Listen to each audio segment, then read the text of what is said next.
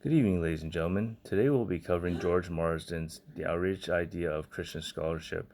Now, this is a book that we've been covering throughout the course of this semester, where George Marsden advocates for faith-informed scholarship to be fully implemented into the public academic university setting.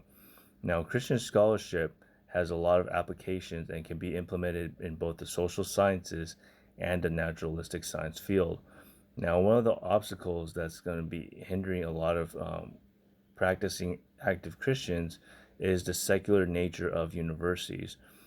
We've seen throughout the course of this semester how universities that were once founded based on Protestant Christian values have turned towards secularization and essentially abandoned their Protestant roots and traditions.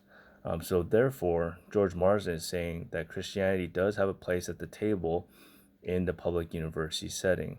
Now, one of the areas that he points out of the public universities is the trend towards secularization in both the naturalistic sciences and the social sciences.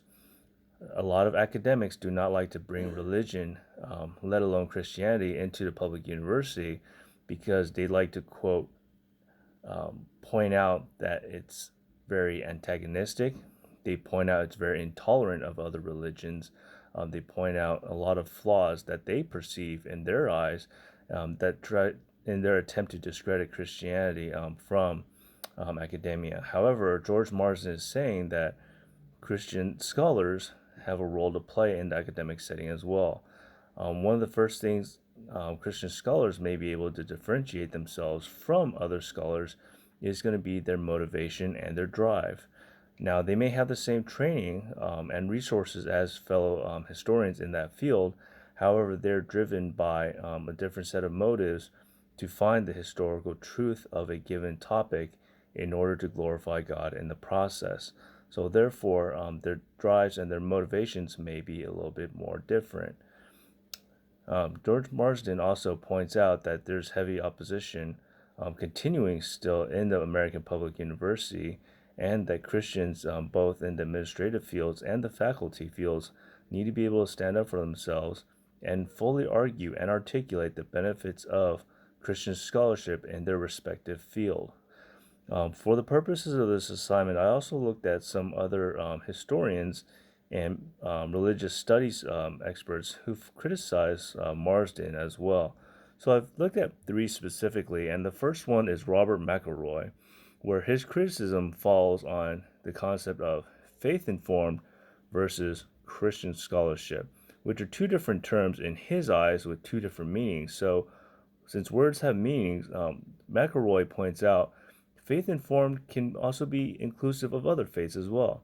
It could include Judaism, it can include Islam, and it could include Buddhism, and it could even include atheism for that matter. And that George Marsden needs to be more specific regarding the usage of faith informed and Christian scholarship because those are two very different terms. So, therefore, McElroy is arguing that George Marsden should just stick with the term Christian scholarship. Now, another writer and historian who criticized Marsden is John Leith, and he's pointing out that not all Christians in academic settings must be publicly proclaiming their faith. As a matter of fact, there are a lot of Christians in the academic setting who do not talk about their faith. Their faith is non existent Monday through Friday in the public schools. They talk about it either during office hours or on the weekends, and that's it.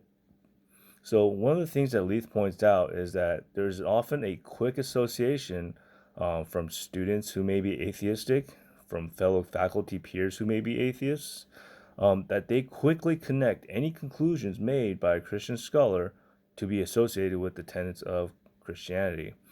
And he points out that it's problematic because those arguments are that of the professor or adjunct themselves and not necessarily of the Christian faith unless they point out critical Bible passages in support of their position.